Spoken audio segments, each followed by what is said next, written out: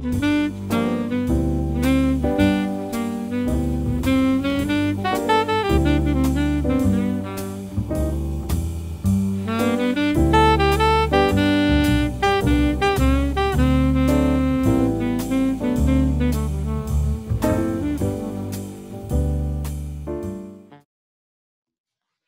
everyone, welcome to this video series highlighting selections from my new book, Introduction to Jazz Piano, A Deep Dive. You can see the link below for some more details. In this video, I'm going to show you a fun way to practice major and minor triads by using them in a chord movement played by jazz, gospel, and blues piano players alike. Basically, the concept is using the 4 or 2 of the chord of the moment to create motion. Later, we'll apply the move to the song When the Saints Go Marching In. To get started, we need to do some groundwork. So let's go to the keyboard.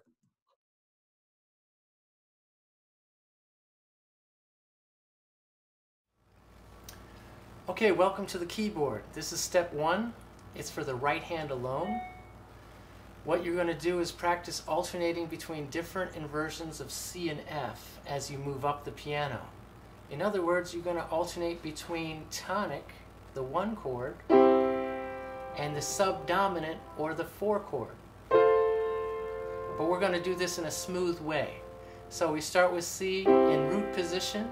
We move to the closest inversion of F as we move up the piano, which happens to be 2nd inversion F. Then we move back to C. As we move up the piano, the closest inversion is 1st inversion. Then back to F, root position. Back to C, 2nd inversion, back to F, 1st inversion, and finally root position C. So here we have a nice scale of chords alternating between tonic and subdominant. Now, a little side note, a lot of Western classical music is centered around the motion 5-1. 4-1 is a little more church-like, it's more down-home, more bluesy, less severe. Later on we'll be adding a bass line, and the bass line will actually be 5-1, but since we are still keeping the 4-1 motion in the right hand, the chord movement sounds down-home.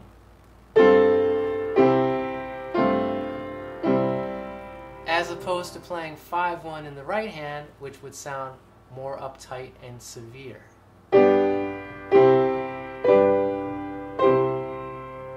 Okay, so that 4-1 gives us that down-home, bluesy, earthy sound.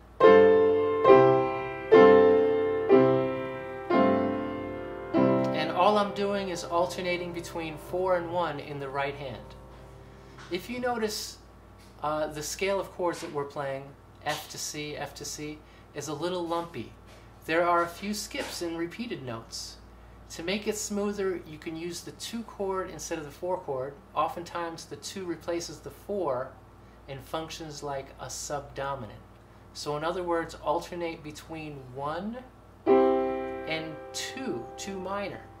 So you start with 1 root position, then 2 root position, 1 1st inversion, 2 1st inversion, 1 2nd inversion, 2 2nd inversion, and finally 1 root position.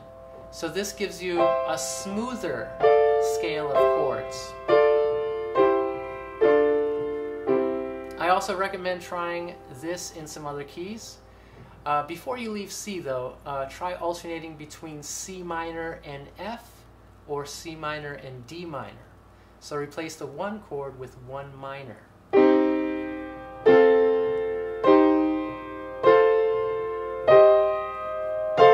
Okay? We're alternating between C minor and F.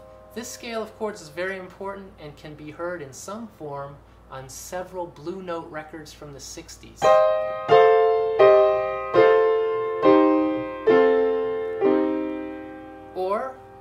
You can substitute the 4 with the 2, so alternate between 1 minor and 2 minor, which is actually a little bit smoother.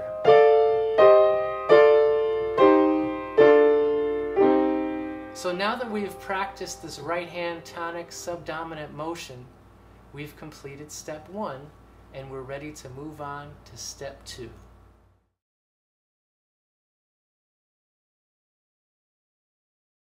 Okay, just a quick note. For the right hand, when you play different inversions, we can use the right pedal a little bit to connect. Right, so after you play a chord, you can, push the pedal down a little bit, and then that can act as glue to glue it to the next chord you play. When you play the next chord, you would lift up the pedal. It's not vitally important, but what it does is it frees up your hand so you're not worrying about fingering so much right now.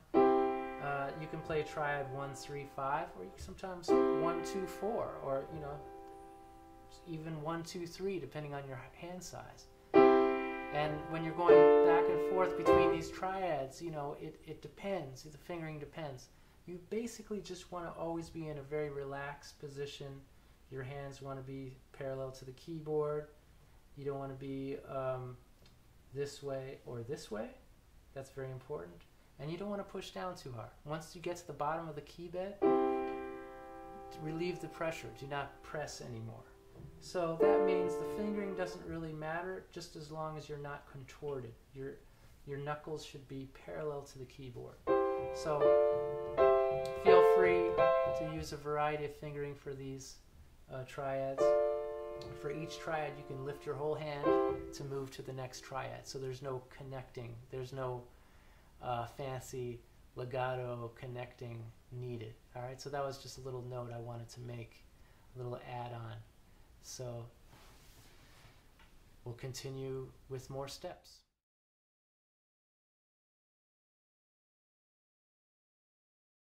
Okay, now for step 2, we're going to take some time right now and establish a groove. There's no need for a play-along track. There's no need for a metronome at this point. There's no need for a drummer, a bass player. You are the band. You keep the time. So the left hand has to come into play here. Your left hand is going to play half notes, and it's just going to alternate between 1 and 5, like this, right on the beat. 1, 5, 1, 5, okay? Meanwhile, the right hand is going to come back in and play half notes and just alternate between 1 and 4 or 1 and 2, your choice.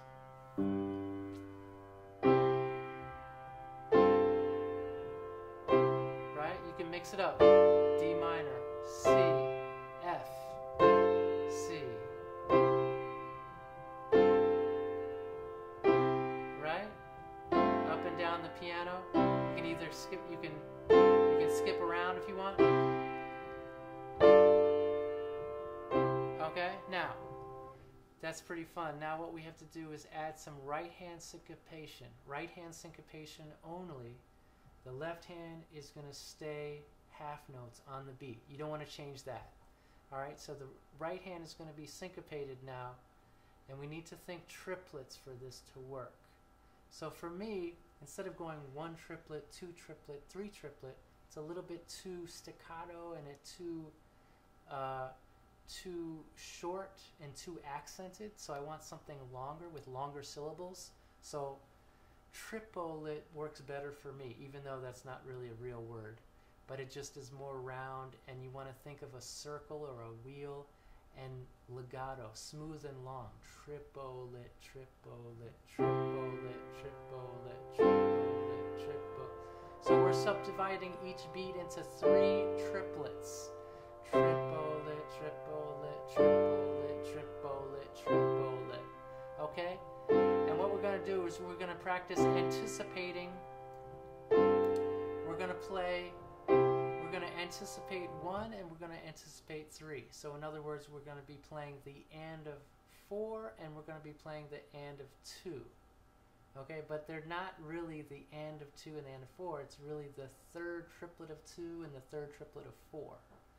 So it's something like this. Triplet, triplet, triplet, triplet, triplet, triplet, triplet. So on the syllable let, that's where your right hand comes in.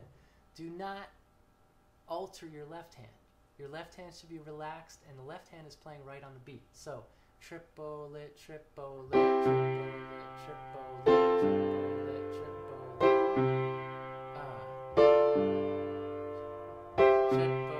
triplet, triplet, triplet, triplet. And I'm mixing and matching F and D minor for my passing chord. Yeah, feel the triplets. Okay? Now I can also do it after the beat, after 1 and after 3. So in other words, the third triplet of 1 and the third triplet of 3 sounds like this. Triplet, triplet, triplet, triplet, triplet, triplet, triplet, triplet. That's after.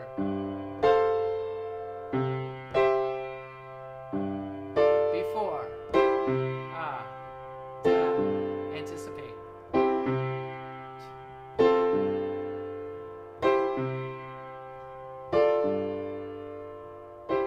Okay? Now we could also do that for minor. Now what I'm doing,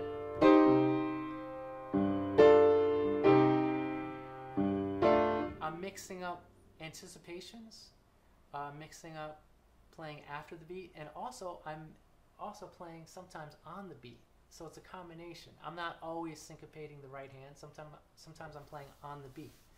So that's something you can practice by yourself, and later on try playing with a metronome or a drum track or with friends. But that would be step 2.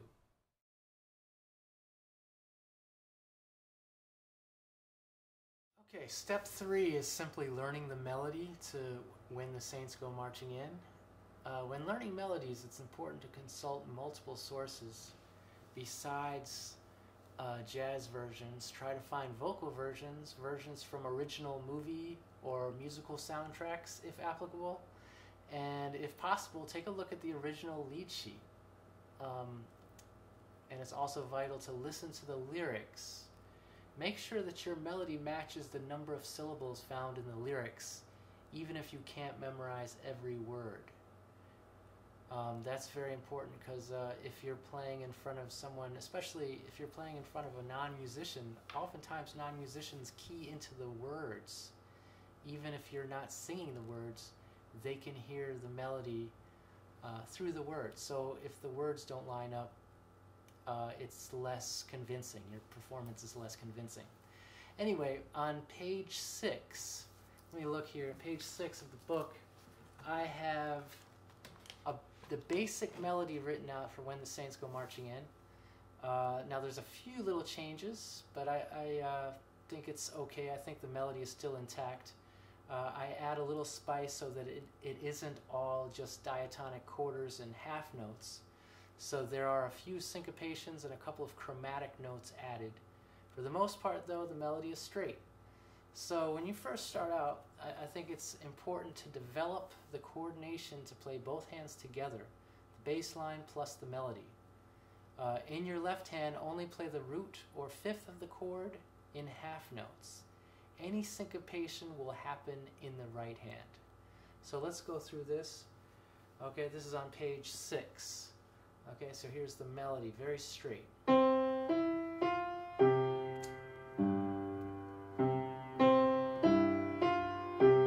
Okay, right here I anticipate. And another time, anticipating B1. This is very straight. Okay, right here, I added a little chromatic note there. Okay, but the rest of it is pretty straight. Okay, so that's it. That's all we have for step 3.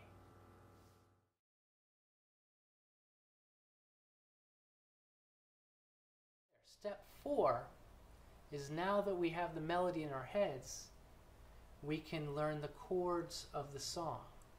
Okay, so when you're learning the chords, try to memorize the road map. So the harmonic road map of a song. Like, okay, for example, okay, the first chord is C. Stays in C for 4 bars, and I can play any inversion of C I want, right? C. Now measure 7, it changes to G, or the 5 chord. It's nice to use Roman numerals so we can do this song in any key. So first 8 bars we have memorized. 6 bars of the tonic chord, and then bars 7 and 8 move to the dominant, or the 5 chord. And then 9 and 10 moves back to the 1 chord. In that number. Okay, so in measure 11, we move to the subdominant, F chord. And then measure 12, it becomes 4 minor. And that kind of pulls us back to tonic. All right, measure 13 is tonic. Now something I want to mention here that's interesting about measure 13 and 14. It's a classic turnaround. Those of you that have some jazz experience might know that as a 1-6-2-5. At this point, we're only doing, the bass player, our left hand, is playing 1-6-2-5, referring to the bass movement, 1-6-2-5. The right hand is not playing 1-6-2-5. The right hand is essentially staying with a tonic chord, so either playing 1 or 4. So for measure 13, I can just stay with C major. The bass might move to A, that's fine. It doesn't affect my right hand. And then measure 14, I move to an F chord. And that automatically gives me a D minor 7, which we'll talk about later. But right, and then the end of that measure, the bass moves to G. I'm still playing F in the right hand. That causes that creates a G7 sus. We'll talk about what that means later on. So you don't have to worry yourself too much about the specific chord symbols.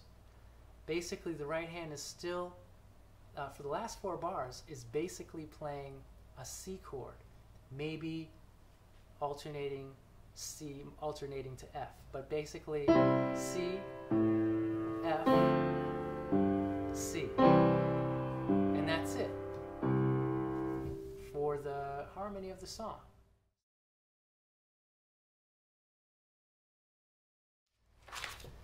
Now, things get interesting, okay? So for step 5, we're going to start adding some of these subdominant movements that we talked about, that we've been practicing before this. All right, so now we're going to play 4 or 2 of the chord of the moment. That means we're going to play the subdominant chord of whatever chord we're playing at the time. So if the chord happens to be a C chord, the subdominant chord is going to be a F chord, or we can use D minor. But for now, let's just use F. Right? And we can do that same thing in measure 3. Basically, we're going to add a 4 or 2 of the chord of the moment on beat 3. You don't have to do it everywhere. You can choose where you want to add it to add some interesting movement. So here is page 9 in the book. I'm illustrating a sample of adding 4 or 2 in between the basic chords of the song. Here I add a 4 chord. Measure 3, I also add a 4 chord. Measure 5, I just keep it simple, 1. Now, measure 6, the second half of measure 6, this is actually, it's a C chord, but it's actually the 4 chord of G. C is the 4 of G, so it's actually leading me to G. And here in measure 7, second half of measure 7, I move to a 2 chord in my right hand. In the second half of measure 8, I actually play an F chord in my right hand, and that takes me back to C. It sort of leads me back to C. It's that 4-1 motion. Again, we add another, this time a 2 chord on beat 3 of measure 9. And here we're going to add a 2 chord that's leading to the 4 chord, so that's why I have, you know, if it's a 2 or 4 and it's not of C major, I have a slash. And that slash symbolizes, you know, if it's 4/5, that means it's the 4 chord of the 5. Here in measure 10, it's 2/4. That means it's the 2 chord of the 4. The 4 is F, so it's a G minor in the right hand. Okay, measure 12, 4 minor. 4 minor can be used to pass back to 1. So not only does 4 move to 1, 4 minor moves to 1. And measure 13, I just stay with the 1 chord. And notice in measure 14, I do a little walk down. The walk down is simply 4-1-2-1. That's alternating subdominant tonic, subdominant tonic in my right hand. And it gives me a little walk down. F, C, D minor, C. And it's just simply walking down the C major scale. 4-3-2-1. Melody-wise.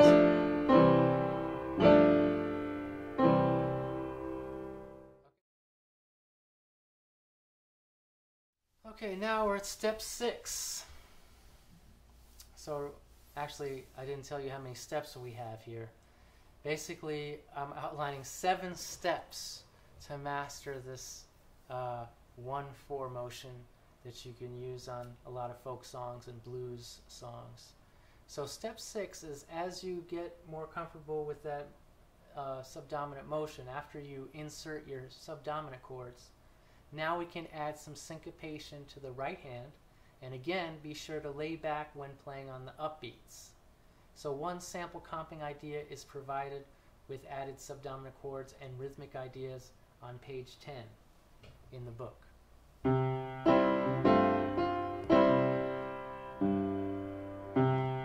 So what I'm doing is I'm sort of answering, I'm imagining someone is singing this song. And I'm answering.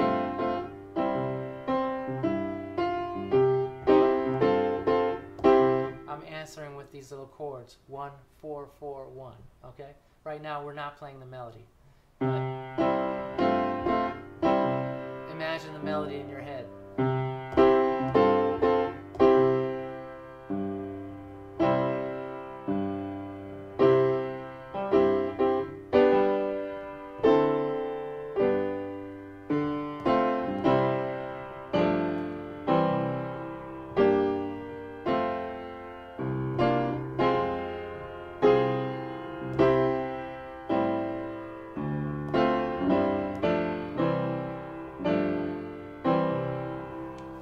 That was step 6.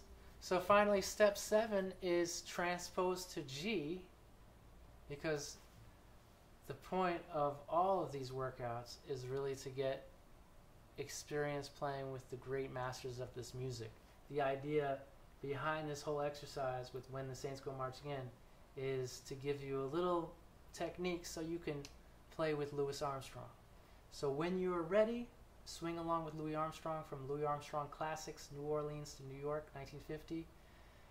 You know, not all the harmonies will be identical on the recording, since we are only using right-hand triads, and on the recording they're using 7th chords and other stuff. So, but what we're doing now with the simple triads, I think, is enough so you can play with the recording, and it should sound okay. And it might be a good idea to slow down the recording on YouTube. Now, for our purposes here, to avoid problems with copyright, I'm going to play along with the downloadable tracks that come with the book, and I want to have, I want to make a special shout out to the great musicians that played on these tracks: Dmitry Baevsky on alto, David Wong on the bass, Pete Van Nostrand on the drums. So thank you to those great musicians. So what I'll do is I'll start by reading along with this comping guide on page 11, and then after that I'll make up some variations, but all while keeping triads in the right hand with subdominant passing chords in between the basic changes.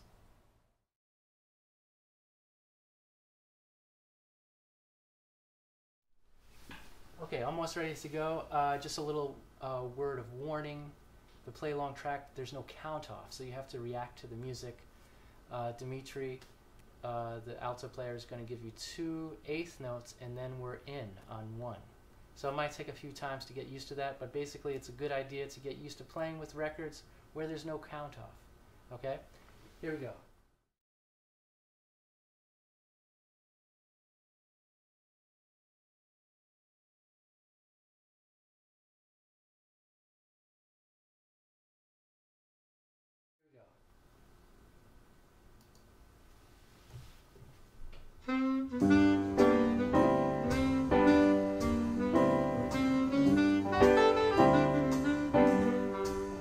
So I'm sticking with the music.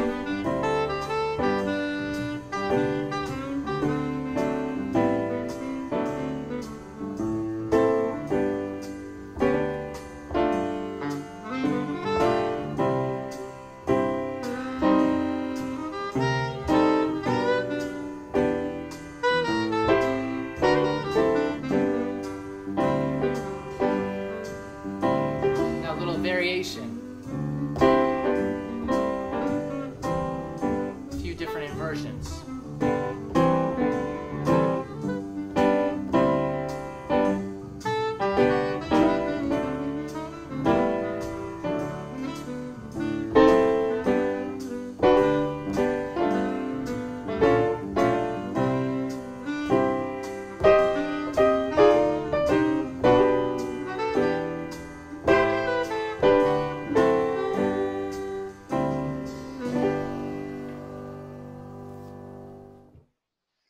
So check out the book for more workouts using triads. Other workouts will have you comping along with Ray Bryant, Ray Charles, Hank Mobley, and Otis Spann.